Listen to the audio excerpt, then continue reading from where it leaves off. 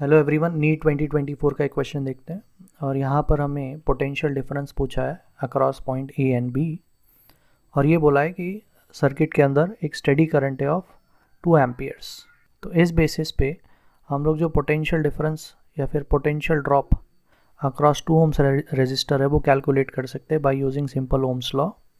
तो करंट का वैल्यू मालूम है, रेजिस्टर का वैल्यू दिया हुआ है, वो इनपुट करने के बाद हमें जो पोटेंशियल ड्रॉप मिलता है अक्रॉस 2 ओम्स रेजिस्टर वो 4 वोल्ट्स है। अब यहाँ पर तो हमें मालूम है कि कांस्टेंट सप्लाई वोल्टेज है of DC which is 5 volts. अब क्वेश्चन में ये बोला है कि जो करंट है वो इंक्रीज़ हो रहा है 1 एम्पियर पर सेकेंड।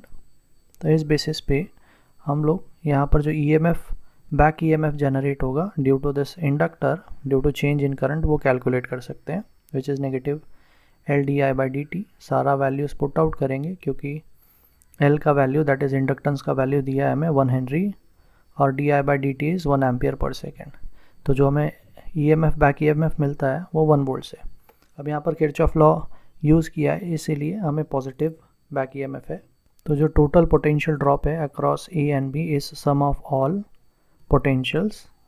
सो ये सारे वैल्यूज़ पुट आउट करने के बाद जो हमें पोटेंशियल ड्रॉप मिलता है between point A and B is 10 volts, जिसमें से ऑप्शन नंबर 4 करेक्ट है।